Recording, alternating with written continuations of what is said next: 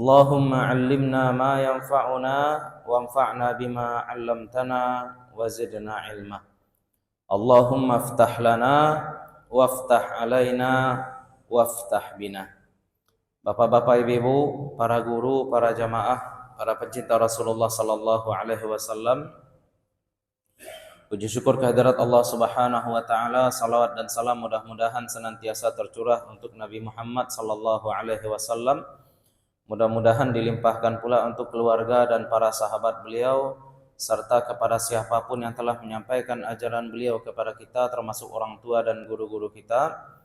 Mudah-mudahan kita, keluarga kita, anak cucu kita semuanya tetap berpegang teguh kepada apa yang telah dibawa oleh Nabi Muhammad sallallahu alaihi wasallam, sehingga nanti di akhirat kita bisa dibangkitkan bersama-sama dalam barisan beliau dan mendapatkan syafaat dari beliau. Para jamaah yang dimuliakan Allah, kalau kita mau membaca sedikit dan membandingkan bagaimana pola keberagamaan kita dengan penganut agama lain, misalkan dengan penganut agama Hindu, contoh saja, kita akan tengok bahwa ternyata dewa-dewa dalam keyakinan orang-orang Hindu itu,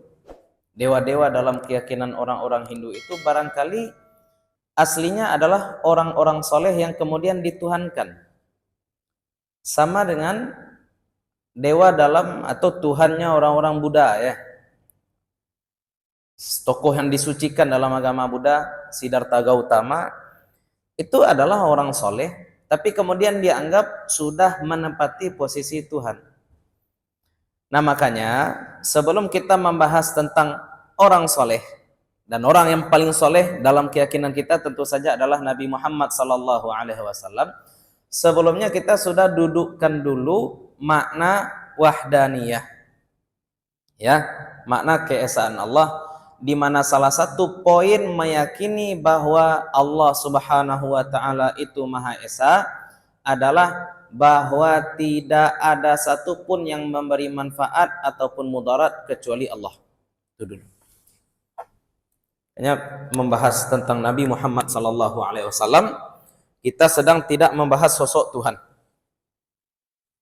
Ya. Kita membahas tentang utusan Allah. Kenapa? Karena kita yakin dulu dasar kajian kita adalah wahdaniyah. Nah, dari wahdaniyah ini adalah kan tauhid. Nah, yang kita esakan, ya, zat Allah itu satu, sifat Allah itu satu, termasuk juga af'al, perbuatan Allah itu satu. Ini beberapa hari yang lalu juga terjadi dialog, ya, tapi dialog ini ilmiah, bukan dialog emosional saja. Ketika kita membahas tentang khasiat atau efek-efek makhluk, dan itu dulu juga sudah kita sampaikan. Ketika kita minum obat dan penyakit kita hilang, maka orang kafir akan meyakini bahwa obat menghilangkan penyakit. Ini keyakinan salah. Obat menghilangkan penyakit itu keyakinan salah. Ada lagi orang yang meyakini bahwa Allah menghilangkan penyakit saya melalui obat. Ini juga salah, tapi kesalahannya tidak sefatal yang pertama. Kenapa kita katakan yang kedua juga salah? Karena dia meyakini bahwa Allah butuh pada media, Allah butuh wasilah. Keyakinan Ahlussunnah wal Jamaah bagaimana? Allah menghilangkan penyakit saat kita minum obat, atau Allah menghilangkan penyakit setelah kita minum obat. Dengan kata lain, ada atau tidak ada obat, Allah tetap mampu untuk menghilangkan penyakit. Itu keyakinan, ya, tapi bukan yang kita katakan secara zahir. Termasuk ketika pisau mengiris tangan kita, secara hakikat kita yakin bahwa Allah menciptakan luka ketika pisau mengiris tangan kita. Ketika tangan kita atau kaki kita terkena luka bakar, kena knalpot misalkan, kaki kena knalpot, maka keyakinan kita adalah Allah menciptakan luka bakar di kaki ketika kaki kita disentuh oleh knalpot. Itu keyakinan. Itu keyakinan. Tapi bukan yang kita sampaikan pada orang. Secara zahir enggak seperti itu. Ya, secara zahir enggak seperti itu. Kalau zahir, jawabannya juga zahir. Tangan kita luka, pergi ke dokter. Pak, kenapa tangannya luka? Jawabannya apa, Bu? Jangan kecelo Allah menciptakan panjang lalu jawi awak ya nak. Bakok kaki kan luka bakar, Pak. Allah ciptakan luka ya. Enggak itu tanya dokter. Yang ditanya dokter bukan i'tiqad kita tapi sebab zahir. Sama dengan rezeki juga seperti itu. Rezeki juga seperti itu. Jadi kita dapat duit, dapat rezeki, pulang. Misalkan istri tanya, dapat duit dari mana, Bang? Dapat duit dari mana? Udah. Kalau misalkan dijawab, ini Allah yang kasih. Betul, istri juga tahu itu. Tapi yang ditanya oleh istri bukan hakikat, bukan i'tiqad kita. Tapi yang ditanya oleh istri adalah zahir. Ya, dari mana ini dapat duit? Ya, kepiti hilang, enak. Hilangnya ceroboh. Dia ceroboh, duitnya hilang. Dia ceroboh, motornya hilang. Kuncinya ditaruh di motor. Hilang motor. Pulang-pulang ditanya oleh istri, Bang, mana motor, Bang? Allah mengambil kembali yang dia. Ayo, itu secara apa tuh? Hakikat. Itu i'tiqad. I'tiqad itu kita yakini, hakikat itu kita yakini. Tapi kalau ada orang nanya, itu berarti orang nanya dalam ruang lingkup zahir. Ya. Tapi ini tetap tidak keluar ya. Ini tetap tidak keluar dari keyakinan kita. Maka kemudian ketika kita membahas tentang Nabi Muhammad sallallahu alaihi wasallam ataupun nabi-nabi lain selain Nabi Muhammad sallallahu alaihi wasallam, maka kita tahu bahwa ketika Nabi Isa menghidupkan orang mati, yang menghidupkan orang mati itu siapa? Allah. Ketika Nabi Musa membelah laut, yang membelah laut itu siapa? Nah, bahkan ini kalau dalam Al-Qur'an redaksinya wa ma ramaita id ramaita walakinnallaha rama. Setiap perbuatan kita itu hakikatnya Allah Subhanahu wa taala yang memberi izin. Allah Subhanahu wa taala yang memberi kepada kita kuasa, kekuatan untuk melakukan perbuatan-perbuatan tadi. Sehingga kalau ini sudah duduk, maka Nabi akan kita posisikan sebagai Nabi. Nabi akan kita posisikan sebagai Nabi. Siapa itu Nabi? Penyampai pesan. Penyampai pesan dari siapa? Dari Khaliq. Dari Sang Pencipta kepada siapa? Makhluk. Lah, tapi Nabi pun juga adalah makhluk ya. Banyak potensi-potensi sesat sekarang banyak ya Pak ya. Ada lagi wahdatul wujud dikatakan Nabi qul huwallahu ahad. Jadi huwa itu adalah Nabi Muhammad. Jadi Nabi Muhammad itu adalah apa? Ahmad tanpa mim lah. Itu kacau tuh. Ya, ada cerita. Nabi Muhammad itu Nabi, sudah selesai. Ini ruang lingkup Khaliq, yang di bawah semuanya makhluk, titik, selesai. Ini saya tidak sebut orangnya ya. Kadang-kadang dengar kaji masalah ruh atau masalah Ahmad, masalah Nabi Muhammad sallallahu alaihi wasallam. Ruh lah contohnya, dikatakan bahwasanya ruh itu bukan makhluk, dan ini kaji masyhur pula sekarang. Kalau dulu orang-orang mengkaji ruh itu bukan makhluk, barangkali di surah-surah tertutup. Tapi gara-gara sekarang sudah ada media sosial, orang mulai membahas bahwa ruh bukan makhluk. Kenapa ruh bukan makhluk? Karena di dalam Al-Quran tidak ada satupun ayat yang menyatakan bahwa bahwasanya ruh itu makhluk. Justru di dalam Al-Quran, ruh itu Allah tiupkan, bukan Allah ciptakan. Aku bahas seorang ini. Ya. Alladzi ahsana kulla syai'in khalaqahu wa bada'a khalqal insani min tin tsumma ja'ala naslahu min sulalatin min ma'in tsumma sawwahu wa nafakha fihi min ruhihi. Jadi seolah-olah yang diciptakan itu cuma jasad manusia, tapi ruhnya bukan ciptaan, tapi ruhnya itu Allah tiupkan. Itu sama konyolnya dengan orang yang menyatakan bahwasanya air itu tidak diciptakan. Ya, ada orang misalkan, tapi ini jelas sesat ya, dia katakan air itu bukan makhluk. Kenapa kamu katakan bahwa air bukan makhluk? Karena tidak ada satupun ayat di dalam Al-Quran yang menyatakan bahwa Allah menciptakan air. Justru di dalam Al-Quran kita temukan bahwa Allah menurunkan air. Berarti air itu diciptakan atau diturunkan? Kan itu. Sama ruh tadi. Tidak ada satupun ayat dalam Al-Quran yang menyatakan bahwa ruh itu diciptakan oleh Allah. Tapi ruh itu diapakan? Kok diambui, kok diturunan, nanjalehnya makhluk, titik, selesai. Ini orang-orang, ya itulah. Kadang-kadang ingin menyandingkan dengan Allah Subhanahu Wa Taala sesuatu yang bukan Allah Subhanahu Wa Taala. Kok tipis-tipis nanti masuk. Ya tipis-tipis masuk, dan boleh jadi dulu keyakinan-keyakinan kekufuran-kekufuran orang-orang ya, Hindu, Buddha, Nasrani juga berawal dari itu. Tidak mampu membedakan batas Khalik dengan makhluk. Kaidah simpel saja. Yang bukan Allah makhluk, Arasy makhluk, malaikat makhluk, ruh makhluk, air makhluk, langit makhluk, bumi makhluk, semuanya makhluk. Titik, selesai. Itu simpel. Maka bagaimanapun nanti kita mentakzim Rasulullah, kita menghormati Rasulullah, kita mengagumi sosok Rasulullah sallallahu alaihi wasallam, keyakinan kita tetap tidak akan membuat level Nabi Muhammad sallallahu alaihi wasallam naik daripada level makhluk. Nabi Muhammad itu sebaik-baik makhluk, berarti Nabi Muhammad makhluk. Simpel seperti itu.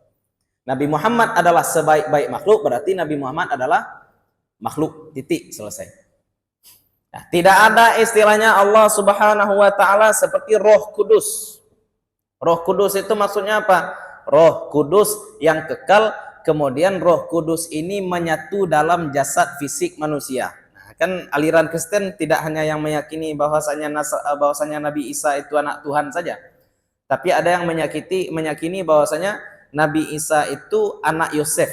Kan ada dua versi itu. Anak Yosef, tapi dia mengandung Roh Kudus di dalamnya. Ya, sehingga walaupun jasad, walaupun fisik Nabi Isa ini sudah mati, akan tetapi Roh Kudusnya tetap kekal. Ada aliran yang seperti itu dan kita menolak. Ya, tidak ada cerita seperti itu. Atau dalam agama Buddha, setiap makhluk itu punya potensi untuk mencapai level ketuhanan. Kalau bapak-bapak, ibu-ibu, ya, atau yang muda-muda pernah nonton Kera Sakti, ya nak?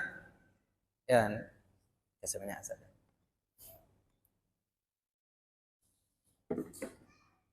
Alhamdulillah. Ya. Kalau orang nonton Kera Sakti kan, Journey to the West, dia ke barat mencari kitab suci.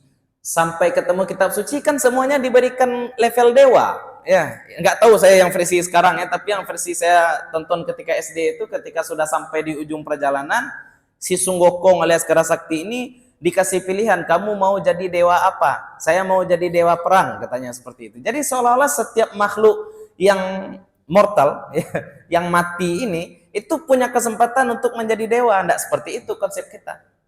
Karena Rob Khalik itu cuma satu, mutlak, tidak terbagi, tidak tersusun, selesai.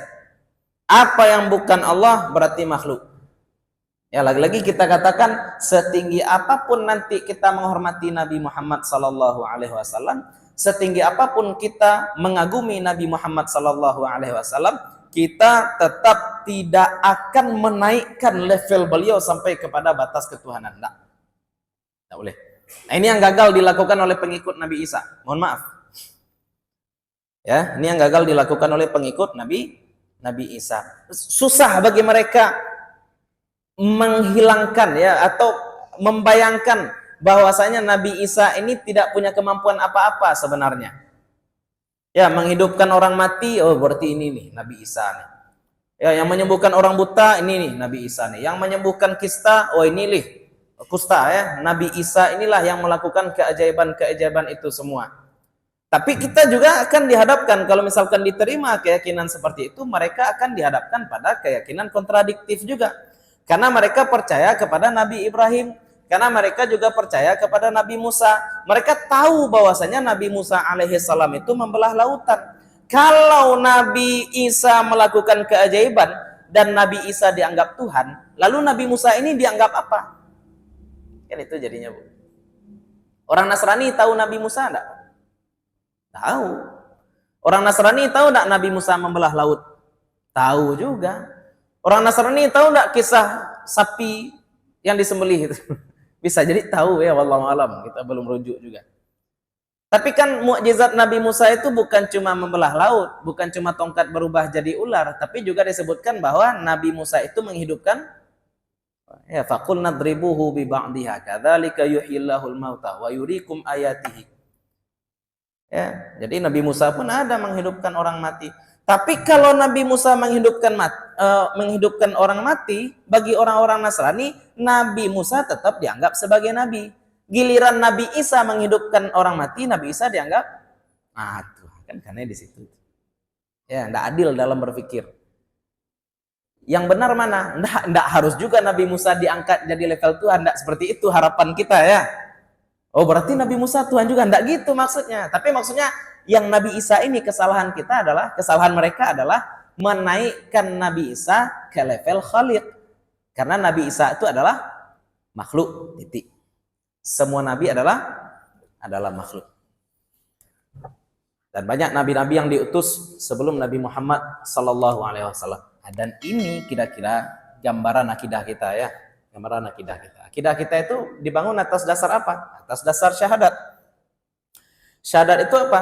Pertama, la ilaha, asyhadu an la ilaha illallah.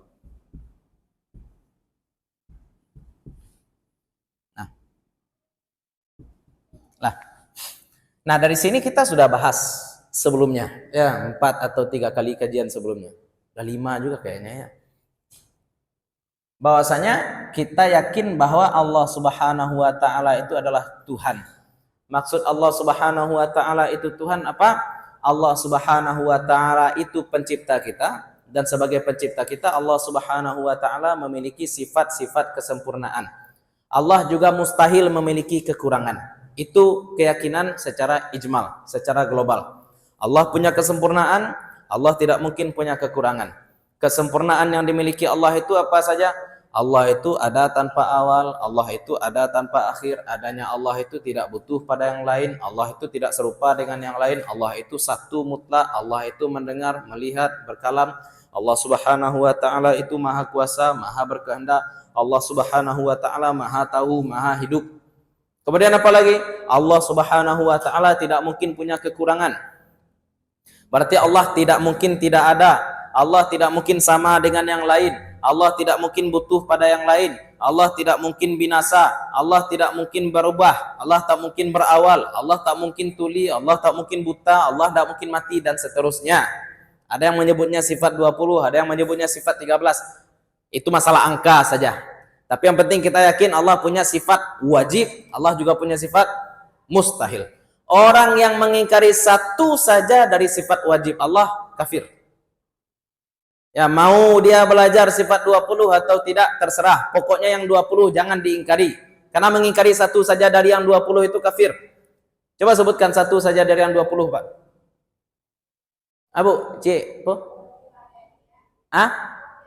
Wahdaniyah. Allah Maha Esa. Kalau ada bilang Allah tidak esa, kafir, iya kan? Allah sama, sami', Allah Maha mendengar. Kalau ada yang mengatakan bahwa Allah tidak mendengar, kafir.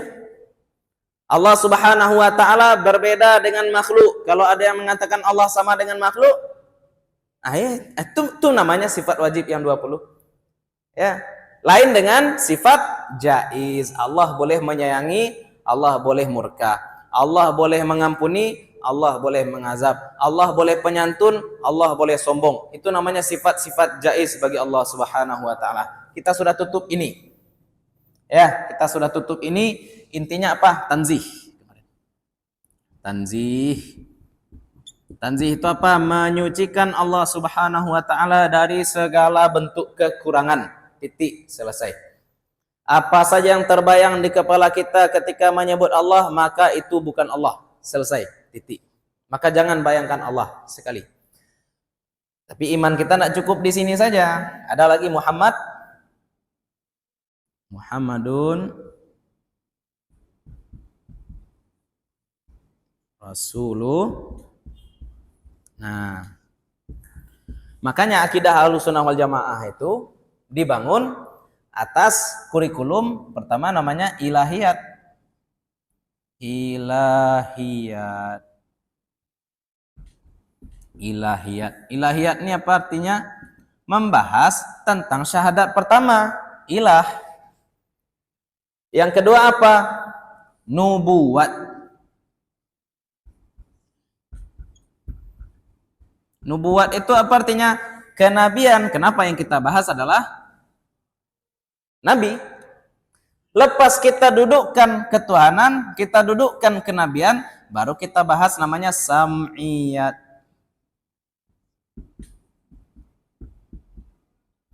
Sam'iyat itu artinya apa? Kabar yang disampaikan oleh nabi, yang kita dengar dari nabi, atau yang kita dapat kabar itu secara mutawatir dari nabi. Itu namanya sam'iyat.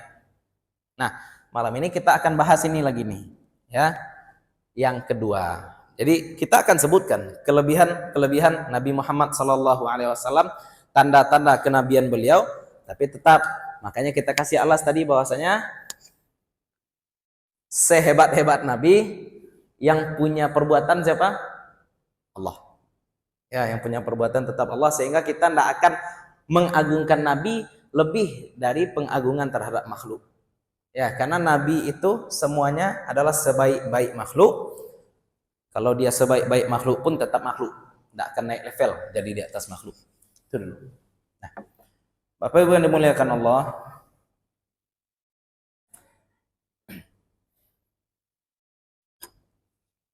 andai datang kepada kita orang mengaku nabi, itu gambarannya. Karena ketika kita membahas tentang ketuhanan, kita membahas bagaimana kita bisa membedakan antara Tuhan asli dengan Tuhan palsu. Nah, belajar nabi juga seperti itu. Kita kan sudah meyakini bahwasanya ada Khaliq, ada pencipta, ada juga makhluk. Ada Khaliq, ada makhluk. Secara konsep kemudian kita butuh tujuan hidup. Ya, kenapa kita diciptakan? Dari mana kita berasal? Kemana kita akan kembali? Itu konsep pertanyaan manusia yang berpikir.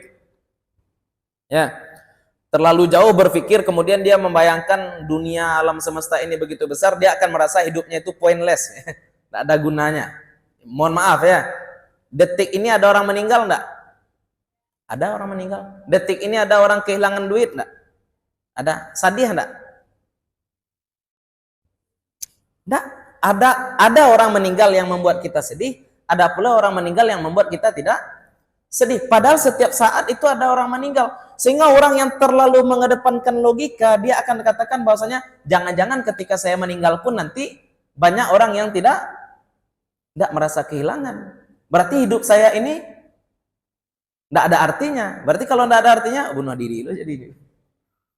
Orang kalau terlalu mikir kan jadinya stres. Islam memberikan jawaban, agama memberikan jawaban. Ya, agama ini memberikan jawaban. Bagaimana jawaban itu bisa disampaikan kepada makhluk? Ya, nah, aduh, barangkali kita ya, bapak-bapak, ibu-ibu merasakan setiap hari hidup kita monoton, pagi karajo, dapet makan, atau siklus bulanan, dapet gaji, bayar cicilan, karajo sampai panik, dapet gaji, senang, bayar cicilan, karajo balik. Jadi orang rasa aku arti duit kemudian kuku saya juga saya ndak kambang-kambang ndak naik level dah sampai mati dan keserupa iko kowe. Nah, ya kalau kamu deko Pak ancak capek mati kan mau itu mungkin. Ya. Tuh setiap hari mungkin ada 20 orang yang karajo hari iko untuk makan bisu pagi karajo makan karajo makan iko saja duit wak di dunianya kecil kan. Tuh Pak. Iya berarti manusiaku butuh jawaban. Kenapa mereka diciptakan? Bagaimana kita bisa menjalani hidup dengan baik? Bagaimana kita bisa menjadi manusia sebenar-benar manusia? Ya. Maka karena Allah Subhanahu wa taala sayang pada kita, Allah Subhanahu wa taala sayang pada kita, Allah Subhanahu wa taala kemudian utus orang-orang pilihan yang akan menjadi guide, yang akan menjadi pemberi petunjuk. Ya, bagaimana kita bisa menjalani kehidupan? Ya, kalau yang paling banyak disebut ya nabi peradaban lah istilahnya ya, bapak-bapak ibu-ibu ya. Nabi peradaban itu kan Nabi Idris. Ya, dalam riwayat dikatakan bahwa nabi yang pertama kali menenun kain itu siapa? Nabi Idris. Yang menjahit itu Nabi Idris. Yang pertama kali menjinakkan kuda siapa? Ya Nabi Idris juga baru ya. Ya, wallahu alam ya, kita perlu tahqiq, tapi kan gambarannya seperti itu. Siapa orang pertama kali yang berpikir bahwasanya jahe itu bisa dimakan? Itu gambaran kayak salah satu tugas Nabi kan adalah memberitahu kepada manusia bagaimana cara menjalani hidup. Salah satu cara menjalani hidup kan juga tahu mana yang bisa dimakan, mana yang tidak bisa dimakan. Kalau ada orang yang mengunyah satu butir merica atau satu buah pala, itu dia meyakini, dia tahu enggak kalau itu bisa dimakan? Enggak lah, pada lidah aku campaan lah kok, itu kecil mungkin. Takutnya adanya cik, kau merica, campaan lah kok, jangan ditanam lagi. Mungkin itu yang akan terpikir. Tapi kan berarti ada orang cerdas dulu. Dia tahu bahwasanya merica ini dengan dosis yang tepat tidak membuat lidah kita kebas, tapi justru dapat membuat makanan semakin enak. Berarti ada orang yang dulu menemukan bahwa jahe itu yang berada di bawah tanah itu bisa dimakan, walaupun ketika digigit juga membuat lidah kita merasa kebas. Itu contoh. Ya, boleh jadi itu juga Nabi dulu yang mengajarkan, wallahu a'lam. Ya, bukan Nabi Muhammad ya, enggak dulu Nabi Muhammad aja makan sepade gitu. Ya. Ya, Nabi yang lain barangkali, wallahu a'lam. Itu contoh. Ya, Allah sayang pada kita, Allah utus Nabi agar kita bisa menjalani kehidupan dengan sebaik-baiknya, tidak seperti hewan saja. Bila tak kena makan, makan. Bila tak kena kawin, kawin. Pakai baju atau tidak baju, sama saja. Nah, itu hewan. Nah, diutus Nabi karena Allah Subhanahu Wa Taala sayang pada kita. Itu konsep adanya pengutusan Nabi. Nah, sekarang siapa orang-orang yang pantas kita sebut Nabi? Kan itu lah. Nah, itu mengko pertanyaan tadi. Apa beda Nabi asli dengan Nabi palsu?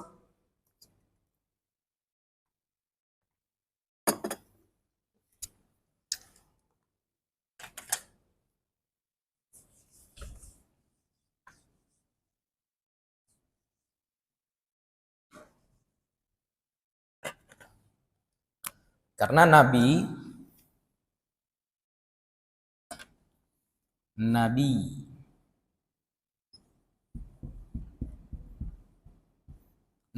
itu kan asal katanya sama dengan naba.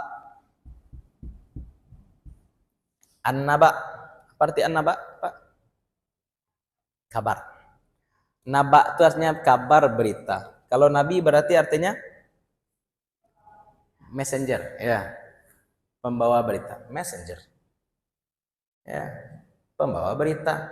Naba berita, ini pembawa berita. Nah, sebagai pembawa berita, ini orang tidak boleh sembarangan. Karena orang ini mesti orang yang dapat diterima. Ya, ambo ingin mengirim sure kepada bapak-bapak, pada ibu-ibu misalkan sure, ya. Karena saya tidak bisa menyampaikan pesan itu secara langsung, saya cari orang yang bisa menyampaikan surat itu kepada bapak, kepada ibu. Yang akan saya kirimkan kepada bapak dan kepada ibu, kira-kira orang yang bisa dipercaya atau orang yang mencaliak sajalah tahu aku pada padutu. Tidak mungkin kan? Tentu pilih-pilih benar orang Pak. Ya, orang yang ya harus orang yang jujur, ya orang yang secara tampilan juga bisa diterima, secara zahir bisa diterima. Nah, berarti Nabi pun seperti itu. Nabi itu bagaimana dulu, sekarang kita lihat standar dia sebagai manusia mesti tidak punya kekurangan. Tidak punya cacat kemanusiaan, ya. Tidak boleh ada cacat kemanusiaan.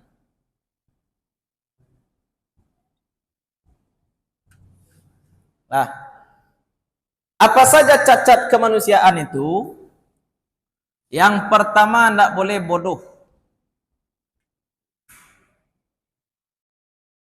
Dia akan menyampaikan kabar. Ya mohon maaf nih kalau saya menyampaikan kabar kepada bapak-bapak, saya utus orang dan orang ini mengecek saja tidak jalih. Bapak ampe saja. Tidak nyambung loh. Tidak bisa. Itu palupo, bukan lupa ya. Kalau lupa itu normal. Kalau palupo, Mas spidol aja kayak rasanya ambo tadi catat tuh just spidol aja. Spidol itu di mana? Namanya tuh. Palupo tuh namanya, enggak boleh. Kalau lupo sekali-sekali boleh. Kalau palupo enggak boleh. Nih, enggak boleh. Bodoh. Karena dia juga penyampai kabar, apalagi yang tidak boleh? Bohong.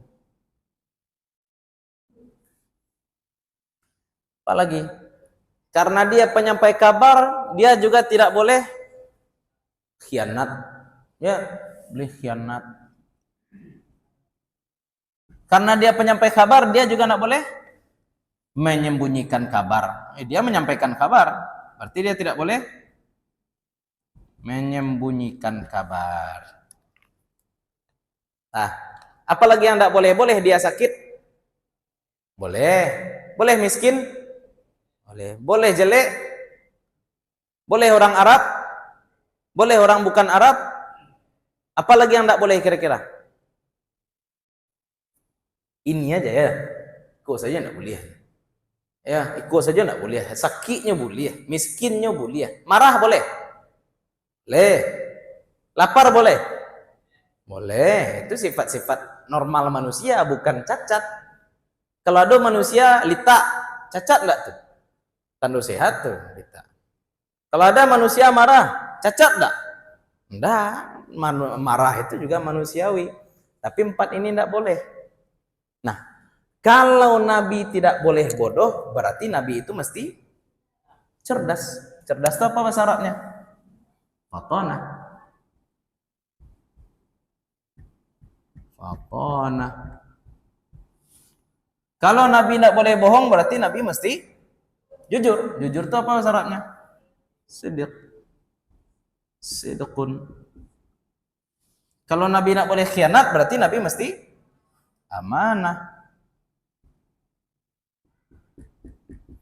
Kalau Nabi tidak boleh menyembunyikan kabar, berarti Nabi mesti menyampaikan kabar. Tabligh.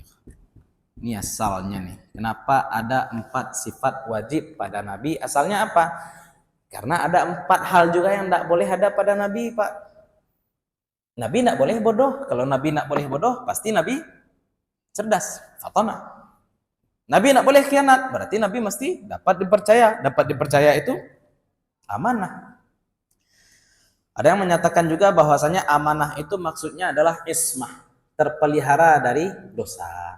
Terpelihara dari dosa. Nabi semuanya, semua nabi itu mustahil berbuat dosa. Salah itu manusiawi. Ibu ya, salah itu manusiawi, lupa itu manusiawi. Berbuat dosa mustahil. Nabi Muhammad pernah lupa enggak?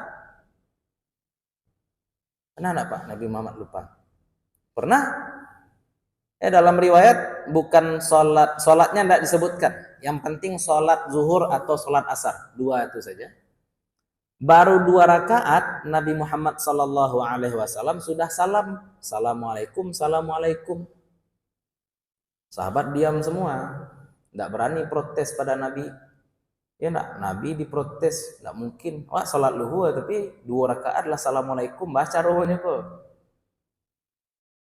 Kemudian ada 1 sahabat ya dipanggil Zulyadain. Nama sahabat ini Zulyadain. Bertanya Zulyadain kepada Nabi kemudian, "Wahai Rasulullah, ini syariat salat sudah ditukar atau engkau lupa?" Bagaknya tanya, presiden saja tanya lupa Pak cukup singgung ya enggak. Nabi ditanya, "Ini syariat sudah bertukar atau engkau lupa wahai Rasulullah?"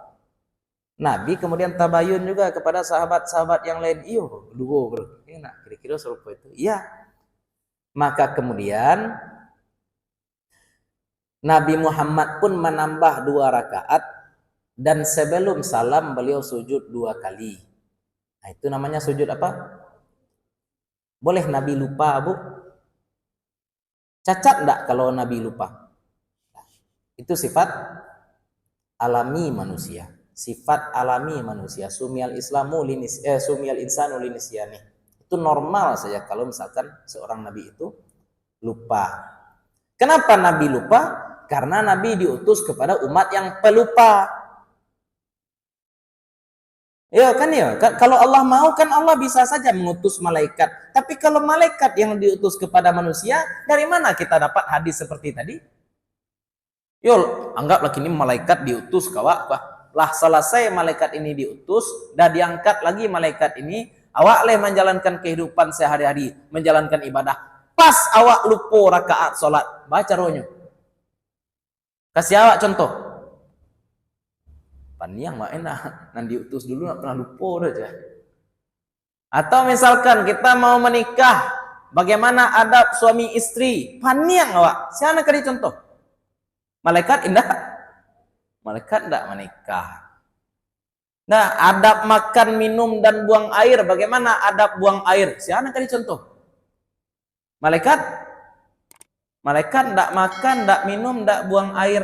Makanya lagi-lagi kita katakan karena Allah Subhanahu wa taala sayang, Allah utus nabi dalam wujud yang bisa kita tiru. Sosok siapa yang bisa ditiru oleh manusia? Manusia juga. Manusia juga. Allah mau bisa saja Allah utus malaikat. Ya, tapi Allah sayang pada kita, maka Allah utus seseorang yang bisa kita copy paste. Ya, bisa kita tiru. Itulah kasih sayang Allah Subhanahu wa taala. Nah, sekarang Bapak Ibu, yang punya kualitas ini bukan cuma nabi, yang sidik, fatonah, amanah, tablik ini bukan cuma nabi. Abu Bakar juga seperti ini loh. Abu Bakar juga jujur, enggak pernah bohong. Abu Bakar juga amanah. Maka berarti kita butuh apa lagi? Sama jambu ngirim sure, ngirim pesan ke ibu, ngirim pesan kepada bapak. Yang pertama ambo saya harus perhatikan adalah orang yang saya kirim mesti orang yang tidak punya cacat. Itu yang pertama. Yang kedua, saya mesti bekali juga orang yang saya kirim ini, orang yang saya utus ini dengan stempel. Ya, stempel. Datang surat kepada kita, Bu, Ibu diundang oleh presiden ke istana. Ibu bisa percaya atau enggak? Enak, Pak. Apa yang kita minta dari orang ini? Apa tandonya? Apa bukti surenya? Kiranya surenya kok surenya enggak jaleh. Logonya Kementerian Perdagangan, tapi mereknya Menteri Pertahanan. Aku jaleh surek palsu. Enak. Kementerian Pertahanan Republik Indonesia. Jadi alamat ampe angke aku jaleh salah kan? Ada kan tuh pertahanan di ampe angke ada. Itulah jaleh salah tuh. Berarti stempelnya pun mesti cocok. Stempelnya pun mesti cocok. Itu kalau surat kita. Nabi juga seperti itu. Dicari, ini nih sosok terbaik, sosok hebat yang akan menyampaikan risalah dari pencipta kepada makhluk. Apakah cukup sampai dilihat sosoknya saja? Enggak. Dikasih pula tanda, dikasih stempel. Stempel, tanda bahwa dia memang utusan pencipta manusia. Apa tandanya? Dia mesti stempel kok kan ciri-ciri stempel asli itu nggak bisa dipalsukan, nggak bisa ditiru. Ya itu kasus mahasiswa Indonesia di Mesir tuh pemalsuan stempel. Itu kalau di Mesir apa-apa ibu-ibu itu nggak boleh nggak boleh membuat stempel bule kok ilegal. Yang boleh membuat stempel bulat itu cuma pemerintah. Ya kalau di Mesir yang boleh membuat stempel bulat itu cuma pemerintah. Lembaga-lembaga non pemerintah hanya boleh membuat stempel petak. Itu kalau di Mesir. Kalau di Jawa bebas ya. Bule jadi segitiga jadi sembarang. Kalau mukjizat juga seperti itu. Mukjizat itu mesti sesuatu yang tidak bisa ditandingi, tidak bisa dibuat duplikatnya, kira-kira seperti itu. Stempel pun tidak bisa dibuat duplikat, tidak boleh dibuat duplikat. Kalau ini juga mukjizat, mukjizat para nabi itu sesuatu yang tidak bisa juga dibuat duplikatnya. Ya. Yang lagi mukjizat.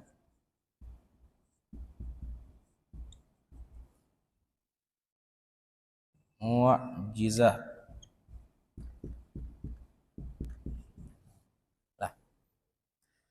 Apa asal kata mukjizat? A'jaza. A'jaza. Apa arti a'jaza? A'jaza ini artinya membuat lemah. Melemahkan. Ya. Mukjizat itu artinya membuat lemah, melemahkan. Nah, ini tanda kenabian.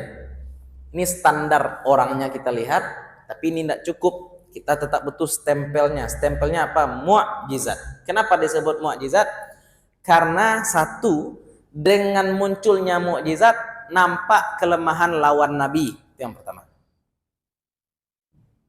Ya, dengan adanya mukjizat tampak kelemahan lawan Nabi. Atau bisa juga dimaknai lawan Nabi lemah untuk membuat yang semisal dengan mukjizat. Walaupun secara tampak zahirnya sama. Kasat matanya walaupun mungkin sama. Mukjizat Nabi Musa adalah salah satunya menukar tungkik menjadi ular. Lawan Nabi Musa apa kerjanya?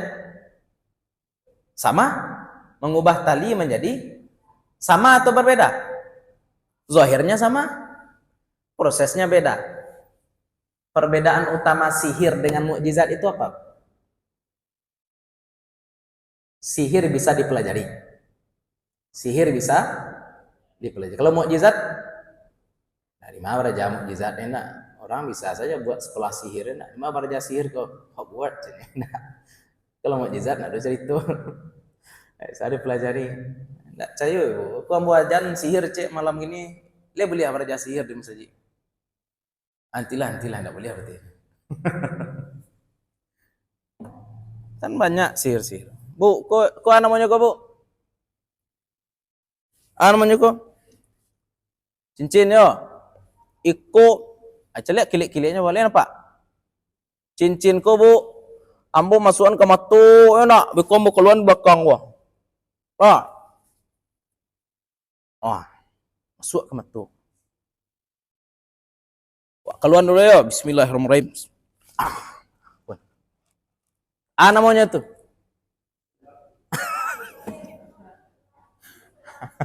Namanya. Iya, mode-mode itulah sihir. Mode-mode itulah sihir. Jadi bakal lu ambo kan. Gara-gara itu. Nah, sihir kira-kiranya serupa itu walaupun mungkin syarat-syaratnya aneh-aneh ya Pak yo. Kalau sihir nan aneh yo membuat laki bini berpisah misalkan tentu syarat-syaratnya bahaya loh. Suruhnya makan anak bayi, suruhnya membunuh, suruhnya makan mai. Bisa jadi bah perjanjiannya lebih kok setan-setan. Ya, tapi bisa dipelajari, bisa. Ada caronyo itulah istilahnya. Kalau orang nyebutnya tirakat, tapi ya salah aja istilah tirakat. Batu aja sebenarnya tirakat itu caro kan. Ada syarat-syaratnya. Kencingi Al-Quran, maka kamu bisa teleportasi. Misalkan itu enak. Ya, tapi bisa dipelajari itu sihir. Kalau mukjizat, indah. Mukjizat itu wahbah ilahiyah. Titik, selesai. Memang dari Allah Subhanahu wa taala. Allah berikan kepada siapapun yang Allah kehendaki. Tapi yang Allah kehendaki itu nak mungkin orang-orang jahat, tidak mungkin orang-orang bodoh. Itu makanya kalau ada orang ngaku nabi kepada awak, bapak-bapak, ibu-ibu, jangan stik minta mukjizat dulu yo. Kau sihir bisa lo. Aku ambo ngaku nabi lo pokok, yo Ustaz Habib jadi nabi, yo mukjizatnya mengeluarkan cincin dari kedua itu cibu. Nah ikut tanya dulu, ya. Nanti orang ketemu Sai Baba itu bisa mengeluarkan nameh dari tangan. Ada film itu lucu loh filmnya Pike. Ya, film India itu. Sai Baba, pendeta Sai Baba. Kalau kamu bisa mengeluarkan emas dari tanganmu, kenapa enggak kamu selesaikan saja utang negara kita ini? Paniang yo. Kan udah itu jadinya. Maka ini nanti dulu ya. Ada Lia Eden misalkan. Siapa nabi-nabi palsu di Indonesia ini pasar bebas untuk aliran-aliran sesat ya. Karena kita tidak punya instrumen kuat untuk mencegah itu semua. Kalau ada orang ngaku nabi, jangan langsung nanya mukjizat. Kalau yo nabi apa mukjizat, iko sajalah dulu Iko sajalah dulu Ya. Karena ini juga indikator yang dipakai oleh Heraklius ketika mendengar kabar Nabi Muhammad sallallahu alaihi wasallam. Nabi Muhammad itu pernah bohong enggak dari kecil sampai dia diangkat jadi nabi? Enggak pernah. Kalau ibu-ibu atau bapak-bapak sekarang misalkan kalau ngaku nabi, apa yang akan terjadi? Dicuki orang cici, enak. Si Fulan menjadi nabi. Si Fulan yang mana kok? Si Fulan nan saya sedih anak ibu dulu. Wajah tu, ampe tamampe enam balik ciknya, tidak bisa itu, karena ya disiko. Ya, Si Fulan menjadi nabi. Si Fulanan mako. Iya nan mengaji di siko dulu mak. Paja tu ambil goreng 5 bayi 3. Siapapun ya di antara awak Pak, siapapun di antara awak mengaku nabi, itu akan muncul orang-orang yang akan mencongkel aib-aib lama kita. Karena tidak ada satupun di antara kita yang terpelihara sebagaimana terpeliharanya para nabi, terutama Nabi Muhammad SAW. Kalau Nabi Muhammad pusing orang, diangkat jadi nabi, kok tidak bisa, kok rusak nanti keyakinan orang Makkah gara-gara Nabi Muhammad menyuruh kita meninggalkan berhala. Kita harus bunuh nih, bukan bunuh orangnya ya, tapi bunuh personanya, bunuh karakternya. Bagaimana cara bunuh karakter Nabi Muhammad? Pertama serang bapaknya, serang orangnya dulu. Mohon maaf ya, kalau jalan tengkak dipanggil si tengkak, kalau matonyo celek dipanggil ya, kalau salemonyo mailia tadi dipanggil salemo, kok ale panggilnya. Kalau Nabi Muhammad dari sisi fisiknya apanya yang kira-kira dapat dicaci? Aduh. Baru lahir saja lah gagah. Itu Nabi Muhammad SAW. Berarti tidak bisa mencela Nabi, membunuh karakter Nabi dari fisik. Cimee apanya lah ya. Siapa kena cimee lah ya? Apanya atau atuaknya? Jadi atuaknya kiranya Nabi Muhammad ini keturunan orang-orang hebat semuanya. Abdullah orang hebat. Abdullah itu ya, kelahirannya itu, dan ya peristiwa sebelum Abdullah itu menikah, itu kan ada kejadian luar biasa di Makkah. Ya, karena sebelumnya ketika Abdul Muthalib menemukan sumur Zamzam, Abdul Muthalib bernazar akan menyembelih salah satu anak beliau, dan ternyata yang keluar dalam undian nama siapa? Abdullah. Sehingga Abdullah itu kemudian karena tidak jadi disembelih, sudah berkonsultasi dengan orang pintar, orang hebat di Madinah, ya. Sehingga satu kali suara Abdullah keluar dari undian mesti diganti 10 unta. Pokoknya model itulah. Ujung-ujungnya nyawa Abdullah terselamatkan dan diganti dengan 100 unta. 100 unta. Kok Abdullah kayak?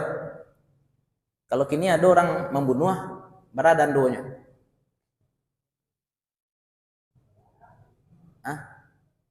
Uang damainya bara kira-kira bu?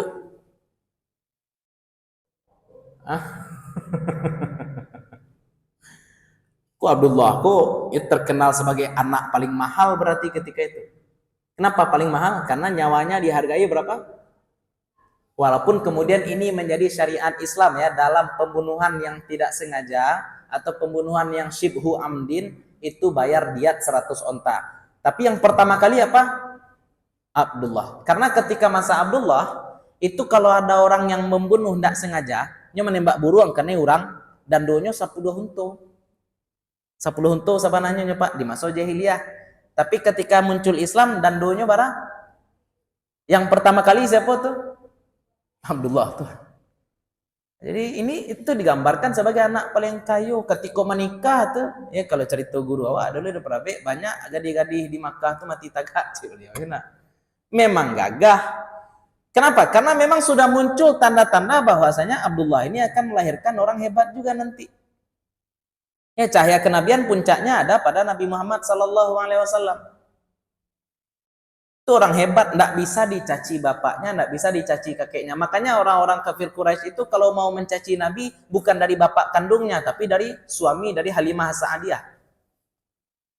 Suami Halimah As-Sa'diyah. Ya, oh ya anak Abu Kabsyah. Abu Kabsyah, ya. Oh ya anak Abu Kabsyah. Kemudian itu tuh cara orang dicari-cari celah, padahal bukan bapak Nabi Muhammad juga.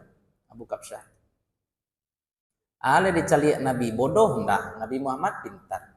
Ale yang dicari Nabi Muhammad, matonya becik mato nak do. Ciri mato. Nabi Muhammad itu sajak ketik mata beliau seolah-olah memakai calak, berarti nyalang mato beliau.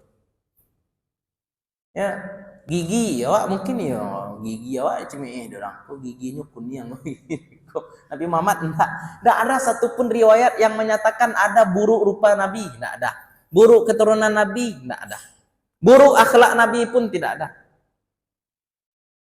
Maka kemudian dibuat Nabi Muhammad ini tukang sihir lah, Nabi Muhammad ini menggigau lah, enak asatirul awalin, cerita-cerita lama kemudian difabrikasi dengan bungkus yang baru lah, dan seterusnya dan seterusnya.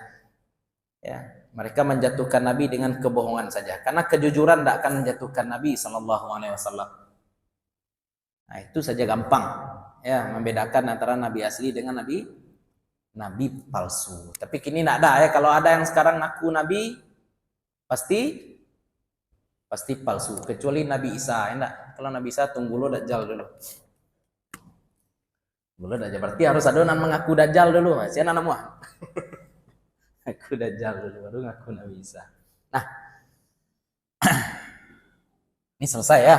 Jadi yang wajib bagi Nabi 4, ini wajib bagi Nabi fatonah, sidik, amanah, tabligh. Yang terlarang pada Nabi juga 4. Tidak boleh bodoh, tidak boleh bohong, tidak boleh khianat, tidak boleh menyembunyikan kabar. Dan yang boleh bagi Nabi adalah semua sifat-sifat kemanusiaan. Boleh sakit, boleh miskin, boleh kaya. Boleh sakit, boleh sehat. Boleh sabar, boleh marah. Boleh tidur. Nah, jangan beko. Enak, kalau aku Nabi aku tidak boleh lalu 7 hari itu. Ada cerita itu. Ya, itu sifat alami manusia. Tak masalah. Nah, sekarang ada beberapa syubhat terkait sifat-sifat ini. Apa syubhat? Yang pertama, yang paling masyhur adalah Nabi Adam alaihi salam. Ya, Nabi Adam alaihi salam.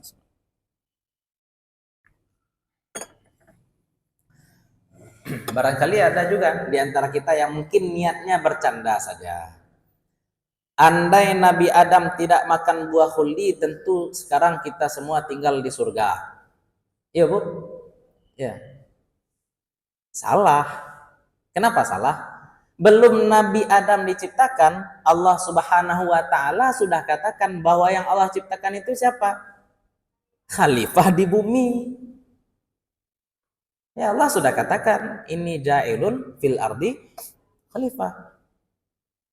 Bagaimana proses turunnya terserah Allah. Pokoknya niat awal pembuatan penciptaan manusia memang untuk jadi khalifah. Itu yang pertama. Yang kedua, Nabi Adam ketika makan buah khuldi itu juga bukan salah Siti Hawa ya Ibu ya, jangan kecil kok. Jadi ceritanya Nabi Adam dan Siti Hawa tuh makan buah khuldi. Siti Hawa dulu tuh, Siti Hawa makan buah khuldi sampai ke parui. Itu makanya sampai sekarang perempuan itu datang bulan untuk mengaluan buah khuldi nalata makan. Kalau laki-laki makannya separuh-separuh, separuh hati, sehingga tak sakit di rakuangan, jadi jakun-jakun. Nah, itu otak itu. Ya, itu palama-lama otaknya itu. Tidak ada salah perempuan ya.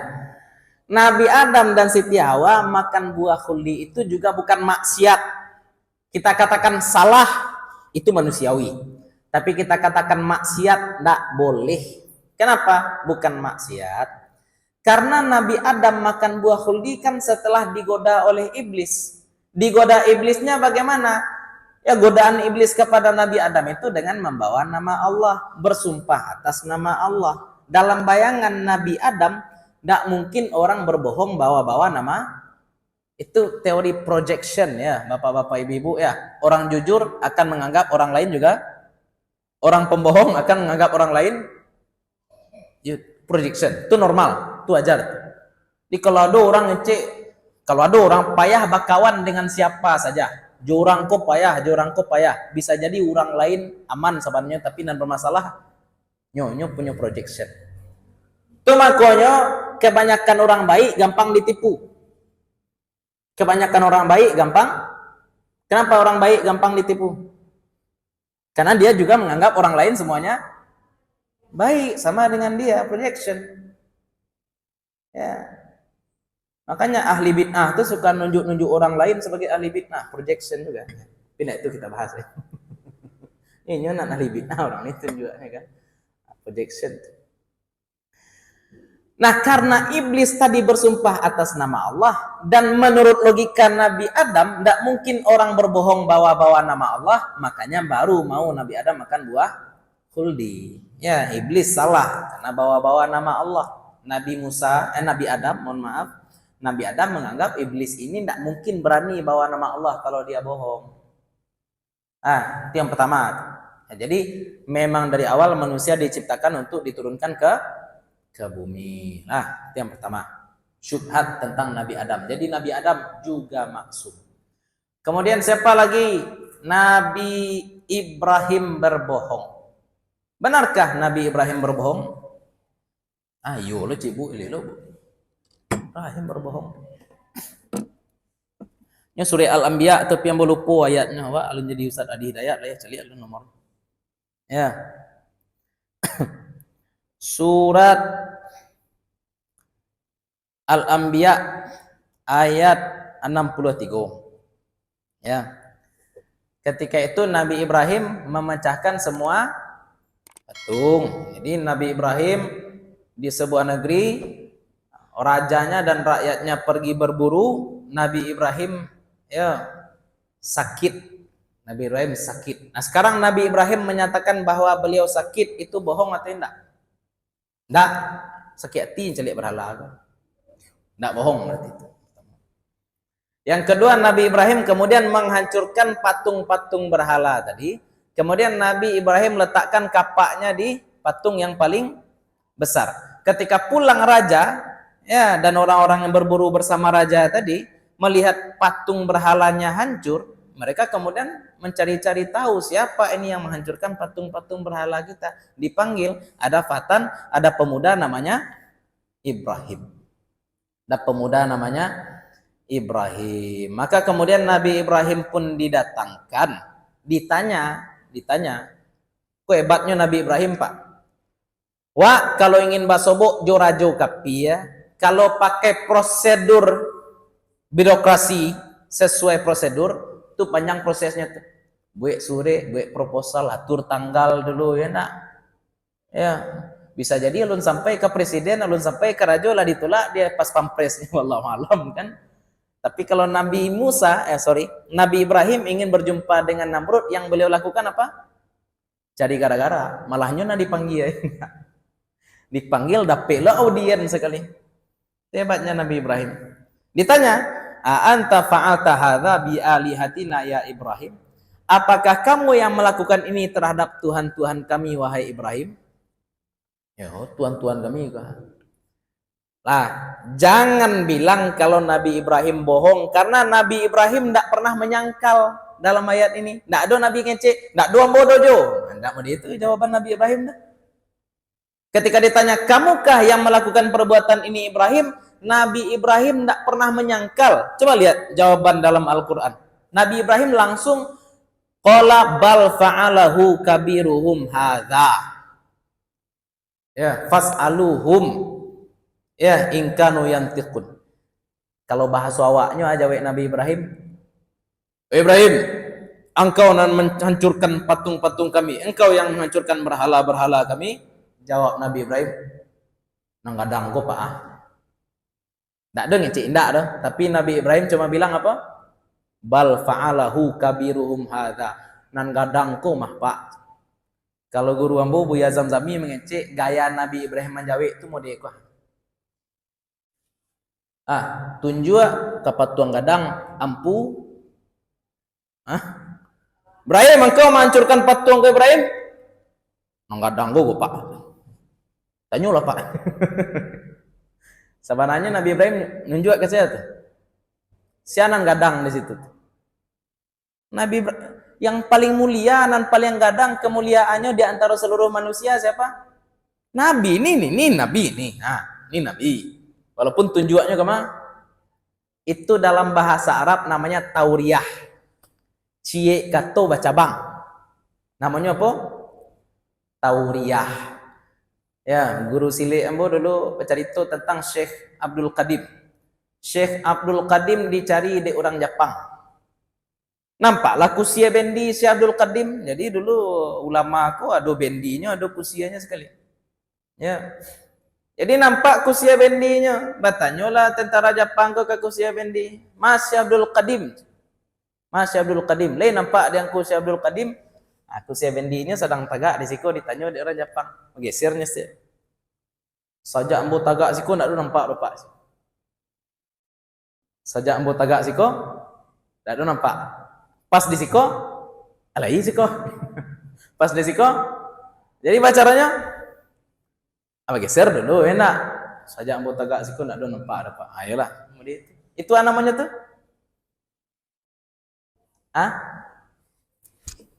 Tauriah. Tauriah.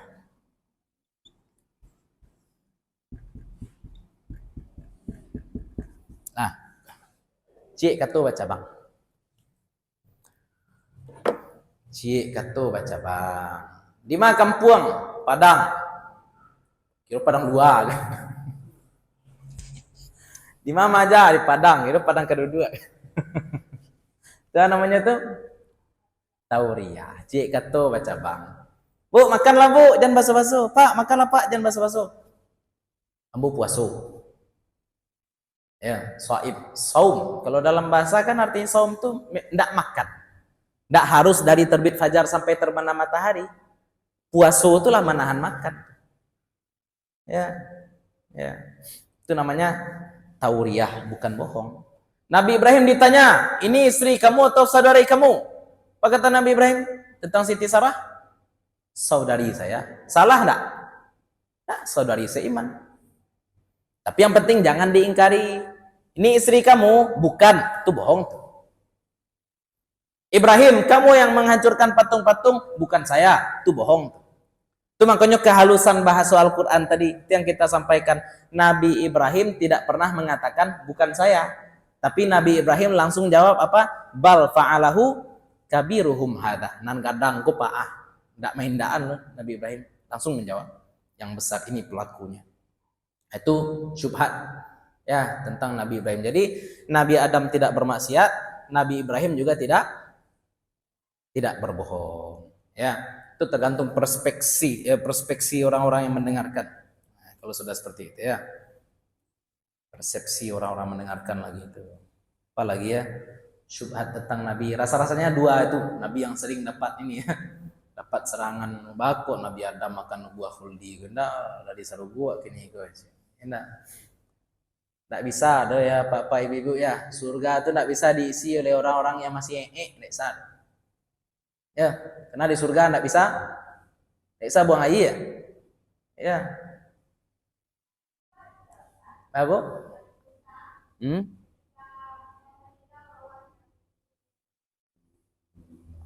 Oh ya, itu juga. Nabi Musa kriminal enggak? Nah, kan itu deh. Nabi Musa meninju orang, kemudian orang kok meninggal. Tanda apa tuh?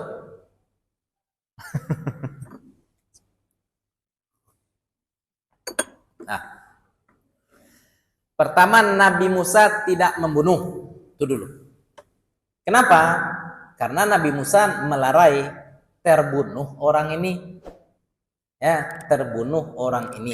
Berarti Nabi Musa membunuh tidak niat. Kalau dalam fikih jinayat itu namanya syibhu amdin. Nabi Musa mungkin sengaja memukul orang ini tapi bukan dengan niat membunuh. Dalam fikih namanya apa? Syibhu amdin. Syibhu amdin. Nah, itu yang pertama dulu. Itu bukan pembunuhan sengaja, tapi pembunuhan seolah-olah sengaja. Memukulnya sengaja, membunuhnya tidak sengaja. Nah, aturannya kalau ada orang membunuh seperti ini, syibhu amdin, hukumannya apa? Tadi bara dan donya kan tadi bahasa 100 onta. Di masa jahiliyah berapa? 10 untuk. Di masa Islam dendanya 100 onta. Masalahnya sekarang sebuah kesalahan, ampun nyebut kesalahan bukan kriminal. Ini bukan kriminal, tapi kesalahan murni kecelakaan. Sebuah kecelakaan, kejadian seperti ini, tapi justru Fir'aun ingin menghukum dengan apa? Ingin membunuh Nabi Musa. Itu masalahnya. Umpama kok Bapak Ibu ndak pakai helm. Ya, luruskan kalau saya salah ya. Kita ndak pakai helm, ditilang dek polisi. Dia nyusuri tilang merah. Padahal kita kooperatif, kita amuh membayar dando. Ya, minta nanti sorenya bawa ke bank, nanti dari bank dapat slip, bawa balik ke kantor polisi, japui SIM awak kan mode itu aturan sebenarnya. Tapi kok dia slip merah. Slip merah kok maksudnya awak mengajukan keberatan terhadap penilangan sehingga kasus awak dengan polisi diselesaikan di pengadilan. Kan panjang kasusnya lah itu. Itu namanya apa tuh? Menghukum dia teh di luar batas. Orang bazina barangkali dilacui 100, boleh 300. Itu namanya menghukum di luar batas. Sekarang kecelakaan, ini kecelakaan Nabi Musa membunuh tidak sengaja, yang harusnya bayar denda saja, tapi justru dituntut hukuman mati. Boleh lari tidak? Memang harus lari. Hak beliau. Karena beliau akan tidak ya, hak beliau akan diambil semena-mena untuk sebuah kecelakaan. Jadi itu bukan kriminal. Ya, Nabi Musa tidak membunuh, tapi kecelakaan terjadi sehingga ya terjadilah pembunuhan. Makanya banyak ya kejadian-kejadian kini kalau memang asli pembunuhan ya pembunuhan. Tapi kalau kecelakaan ya sudah harus balapang-lapang juga tiawak. Kecelakaan ya kecelakaan lalu lintas lah kini banyaknya sama-sama balanta, misalkan nanti mati nanti duit sana salah. Nanti duit salah. Salah secara logika tuh. Itu namanya apa tuh? Syibhu amdin ya. Malantaknya mungkin sengaja tapi kematian itu enggak. Ya. Enggak diinginkan. Ada orang icek-icek jadi hantu di jalan, terkajui orang mati, membunuh anak itu. Itu namanya tuh syibhu am. Salah enggak tadi? Salah, bisa kita katakan salah, iya. Tapi boleh dihukum mati enggak? Enggak dihukum mati. Itu bayar diat. Nah, jadi Nabi Musa lari wajar karena beliau akan dihukum melewati batas. Dihukum melewati batas itu tidak boleh. Itu barangkali ya. Pertemuan selanjutnya insyaallah kita akan bahas tentang mukjizat. Kita lebih dalam membahas mukjizat Nabi, kenapa Al-Qur'an itu mukjizat terbesar Nabi, kenapa bukan membelah bulan yang menjadi mukjizat terbesar Nabi. Ya, mukjizat Nabi itu banyak. Ya, mengadakan makanan yang tidak ada, tulang bisa bicara pada Nabi.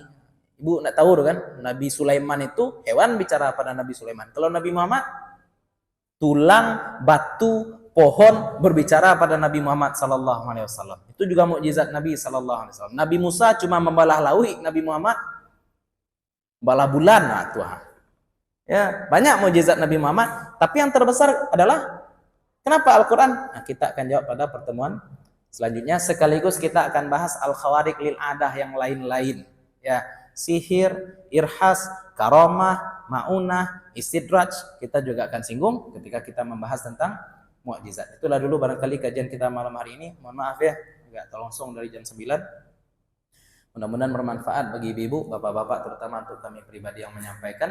Mudah-mudahan selama duduk di sini Allah bakar dosa-dosa kita, Allah tambahkan tabungan amal kita, Allah sayangi orang tua dan guru-guru kita, Allah kumpulkan kita nanti bersama-sama dengan orang-orang soleh, para syuhada, para nabi. Mudah-mudahan kita mendapatkan syafaat dari Nabi Muhammad SAW. Mohon maaf kalau ada yang salah, ada yang kurang, ada sesuatu yang tidak kami letakkan pada tempatnya. Assalamualaikum warahmatullahi wabarakatuh.